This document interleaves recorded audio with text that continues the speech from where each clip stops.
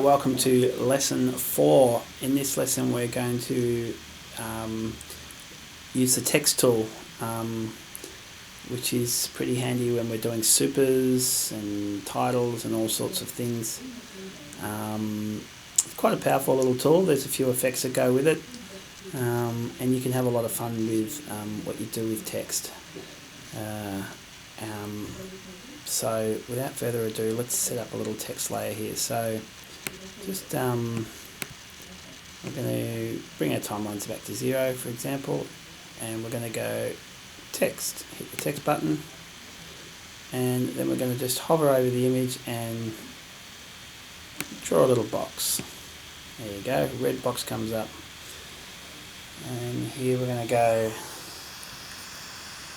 just start typing news and creative. Wonderful stuff. Okay, just for the purpose of seeing that, let's turn these other layers off. So keep your red layer here turned on and just hit the eyeballs on the other ones just so we can see what we're doing. And just a reminder, nothing displays on your After Effects if you have caps lock selected. It's a nice little trick they didn't tell you on the opening day. Use AMP Creative. Okay, well, I've got a pretty cool little font there. You can choose whatever font you want here. I'm just going to leave it at that one. I quite like it. Let's just select that layer and center it. Again, make sure your transform controls are on. This one here, View, Show Layer Controls, or Shift Command H. Use AMP Creative. So I've just written some text on there. Now, that all seems pretty self-explanatory. That's how you apply a text layer. Now, we might want a little smaller line of text to come under it. So let's go text layer again, draw a little box, use AMP Creative, and now just click your cursor within the box and go text tutorial. You'll notice that's all coming out of the right hand side of the box. That's because I've got my paragraph set to there. So, oops, caps lock was on again. You can have that set whatever way you want. Probably just best to leave it in the center. And if you want to center both of those little bits of text, actually just select them both like that and go to your align. Vertical center. Look at that, eh? Now, I'll tell you why I've made 2 text layers there, is because we want to animate one into the other. So let's make this one a little bit smaller. So we click on text tutorial layer here, and let's just literally bring the size down to, say, there. Okay. Alright, now that's where we want our text to wind up.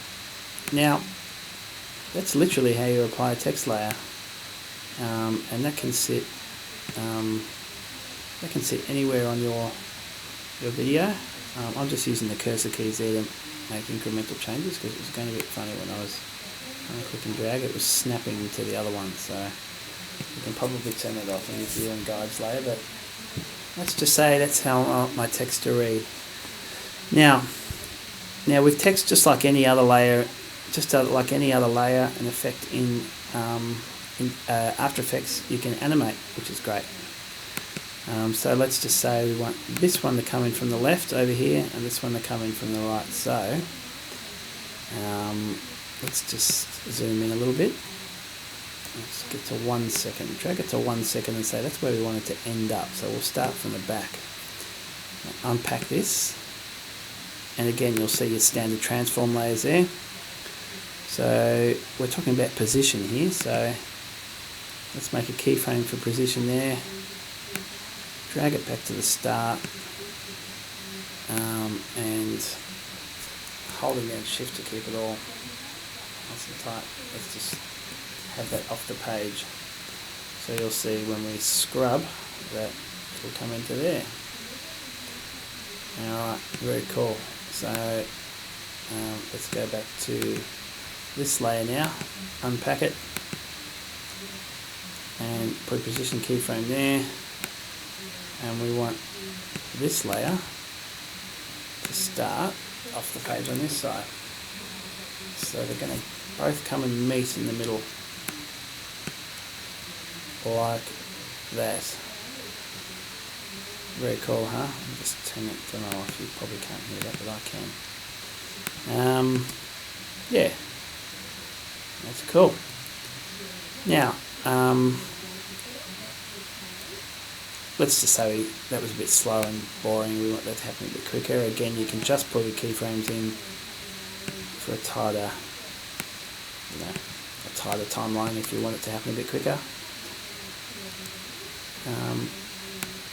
Certainly don't have to do it with both.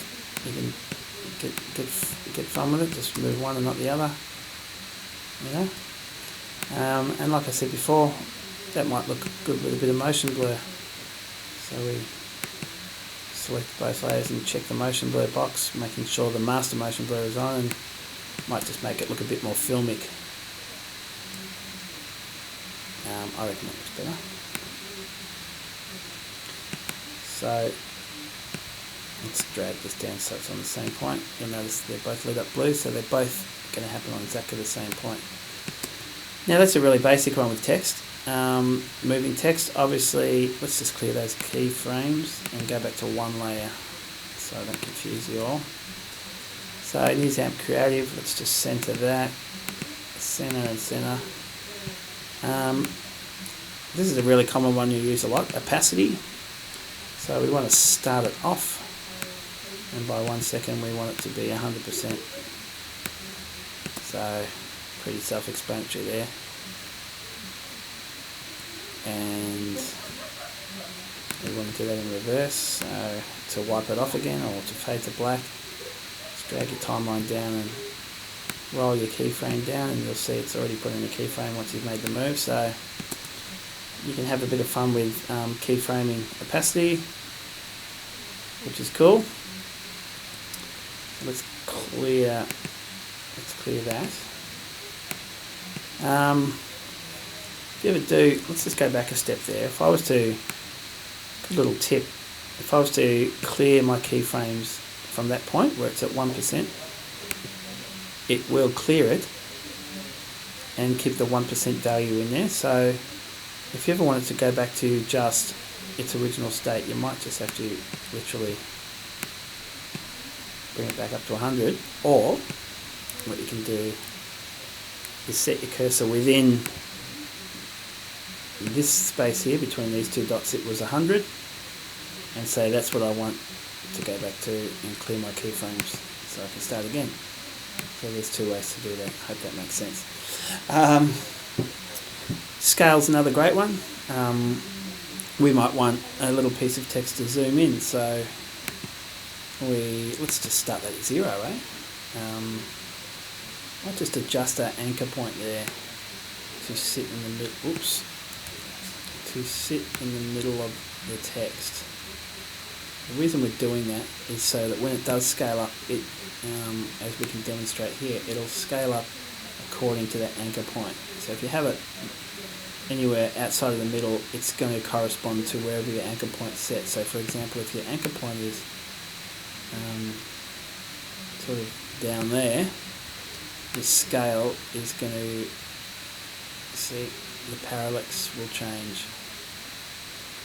So yeah, it's up to you, but if you just want a straight zoom from the middle of the page coming right at you, you'd probably set your anchor point to the middle and then you'd realign everything, right?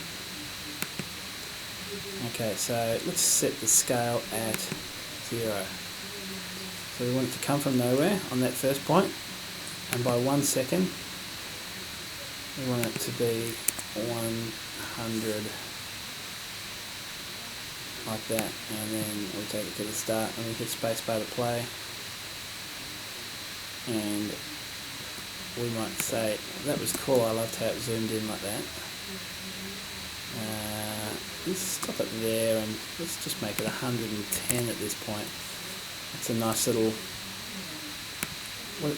what putting an incremental zoom in like that after your main one just keeps it active and live, so just keeps a little bit of movement. See? So it's just screw it moving a little bit. So we like that, and say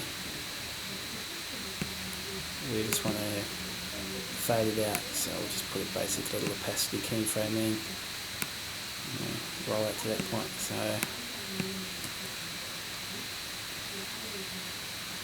hopefully you're all understanding the keyframe concept here.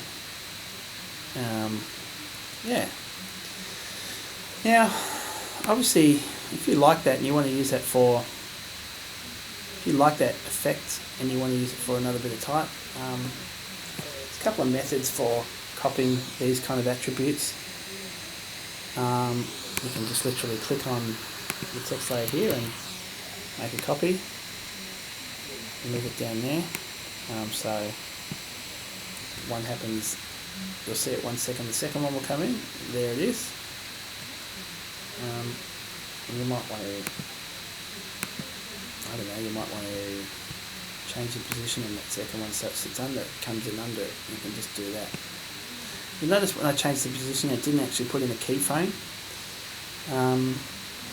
So basically, if you don't tell it to do any more than one move, it won't put in a keyframe unless you literally punch the timer there. So it just does a wholesale position for it. So you might want the whole piece of text only to ever sit in that spot. That's why there's no point keyframing it, because it's only one move, so it's literally no other moves required. So yeah, you don't always need to punch in the keyframe when you're making a positional move, unless it's for more than one move. And you'll see that it's the same attributes that happen up on the top one.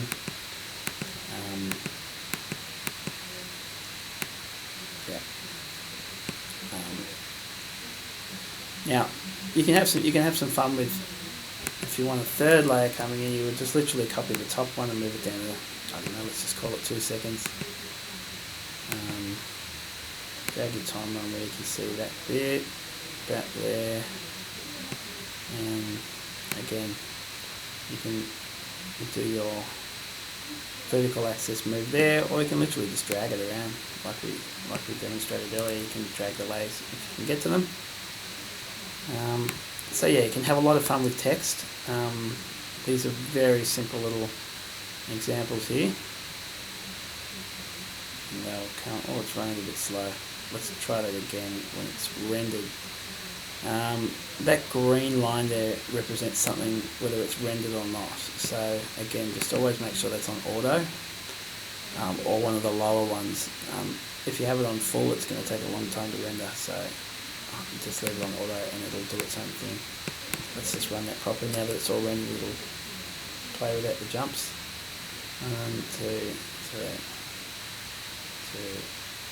Yeah, so that's pretty cool. Now, there's some other cool things to do with text. We won't go through everything now. Let's just kill off our keyframes. You can apply certain tricks with texts. Basic little transformations.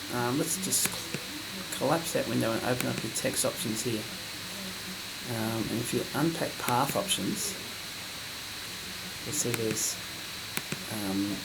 nothing listed yet. So this little button up here gives you some animation options with your basic text and character attributes. So like let's go tracking, which is basically your letter spacing. Let's select, we want a keyframe tracking. So you scroll down here under your range selector. Now your range selector is where you'll put your point A and point B. So let's say that tracking amount 0 is where it is right now. So we keyframe 1 there. And let's just say by 1 second we want to track the letters out to what have we got, 49, and hit play, which is your space bar, and it scrolls out for you. Now that's a really cool, really nice little move you can use, and you can also use that in reverse. So let's just say we want the endpoint to finish there. You can literally just drag it. Oh, no, that didn't work, so ignore that. Let's just clear those keyframes. Sorry. starting again. So you start your tracking amount. Oops, sorry, I'll go back to 0. Scrap that. Sorry folks, racing ahead here. Let's just say we want to start wide. So punch our first keyframe in. We want to make that wide. And then at 1 second or 2 seconds or whatever it is, let's just say 2 seconds, it goes a bit slower. We want to make that 0. So we want to pull it all in. So we just put 0 and hit enter and it'll draw in a keyframe. So this can be quite useful when you're doing super overlays. And it looks quite classy if you're using things like your zoom, for example, like small zoom. So let's just unpack that and go back to our regular transform menu here. So you might sort of start at 104 and wind up at, let's just say we want to slowly zoom it down to 90.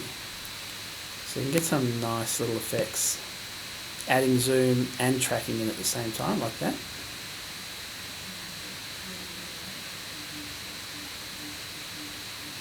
Yep. Now let's play that without all the clunk.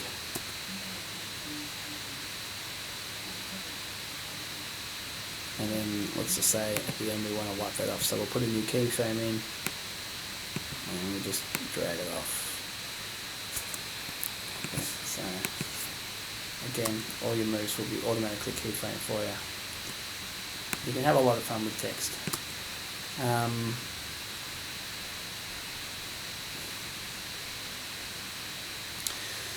So, okay, now let's see how that looks across on top of our video, for example. So let's turn our video layer back on, which is down here on the side.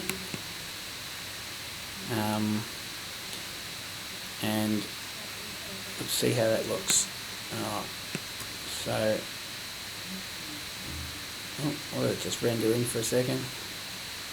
Use AMP Creative.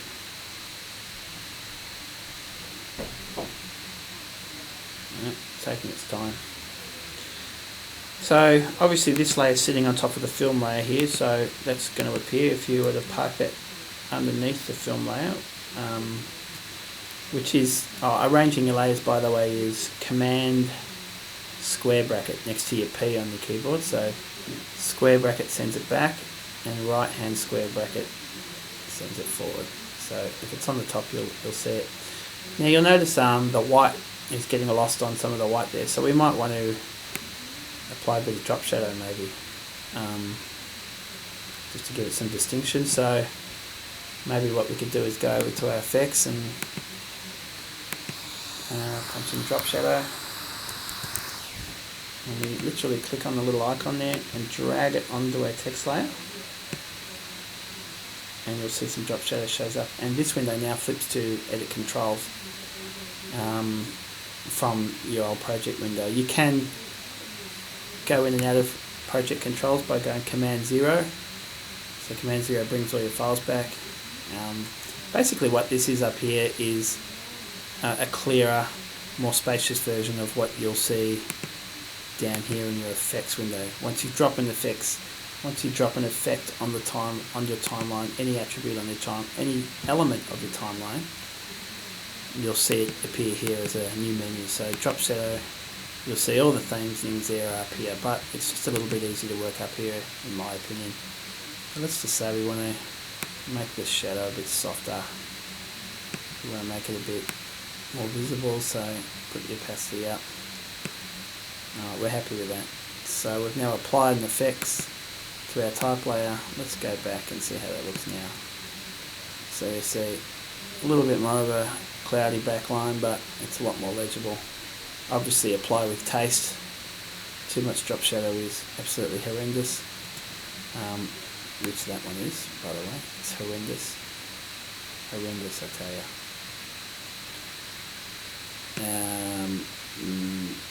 You can just find your softness or your sharpness as you choose. I won't go into that now. So that's one you'll probably use a bit. If you decide that you want the drop shadow off for a while, you want to maybe come back to it, you just go up here and uncheck FX there, that'll just turn it off. Or you can do it down here. So you can just go, that little square there will turn it off and on. Or if you decide, nah, drop shadow sucks, I don't want anything to do with it, you can just literally select it and delete. Alright. Now, what else can we do with text?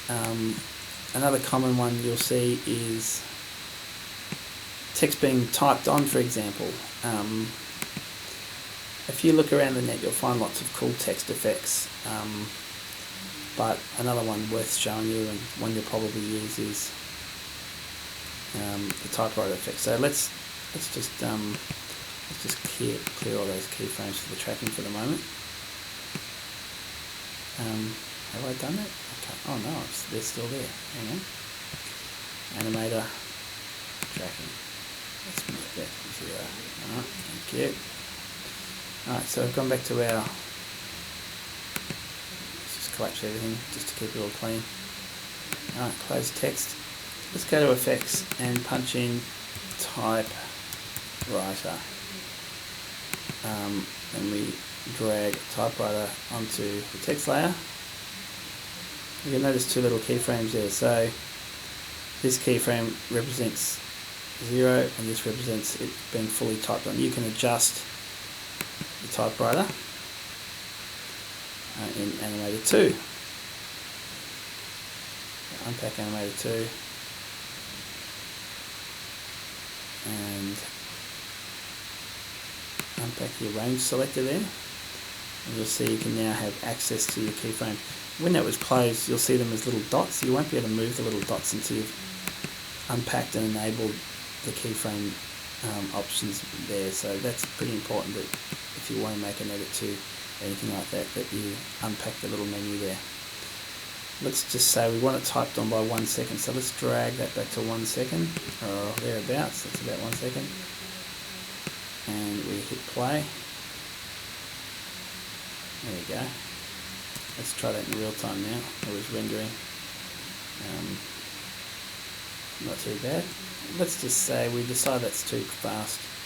We want it to happen over 3 seconds. We literally just drag at the end point. Yeah. Yeah, and we finally got to the E. Wonderful. So that's the typewriter. It's not a bad little effect. But I'm going to turn it off because I want to show you something else. Now, just like film, shape, anything, your text layer is also, you can do all these other things to it as well. So you might want to do a rotation on it. So let's set a keyframe at 0. And we wanted to add, let's punch in by clicking in 90 degrees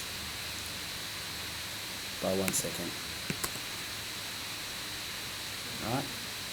Remember, it's always going to it's always going to rotate as to where you've set your anchor point. So you might want more of a swinging look to that. So you'd set your anchor point. Oops. You could just go, drag that to the left, and get more of a saloon door look, or how would you call that? Dangling latch look? I don't know. Make up your own thing. Align. Let's just center that back in the middle again. There we go. We might want to just make that. We might want to make that happen. What happens when we do this? Let's go. Make it happen twice. So maybe that gives us 2 laps. Let's have a look. Let's go 1, 2. And that looked cool because we also had the motion blur on. So if we turn the motion blur off there by unchecking it, it'll look a bit more jarring. So yeah, just a reminder, try and use motion blur where you can to make it look a bit sexier and filmic. And just like in, oops, where's our motion blur go? Oh yeah, it's on. that master motion blur has to be on for it to work, of course, and it has to be checked in your individual menu here. If you can't see this menu, if you're seeing this one, remember this little switch down here gives you option A, option B. Alright. What else? What else with text? Let's get rid of, scroll down, get rid of rotation. We've done scale, we've done opacity, position, same thing. Everything is keyframeable with text just like it is with a shape. So start there, bring it to the middle, right there. You get the idea. So very cool. We'll go into some more type exercise later in your After Effects schooling. But that's about it for type. Other than have we looked at changing colours of type? You do all that in here. If you want to double click into your palette there, you can get all sorts of colour options as you can with anything else. If you've got body copy, you can adjust your leading there. You can adjust the tracking. Everything is normal. Try not to distort type. It's one of the great things in graphic design, but if you have to do it, make sure I'm not looking. Yeah, tracking, you know the drill. Everything's available in this menu here. Of course, lowercase, uppercase, italic, bold, whatever you need, all there. So that's pretty cool. That pretty much ends the type overview.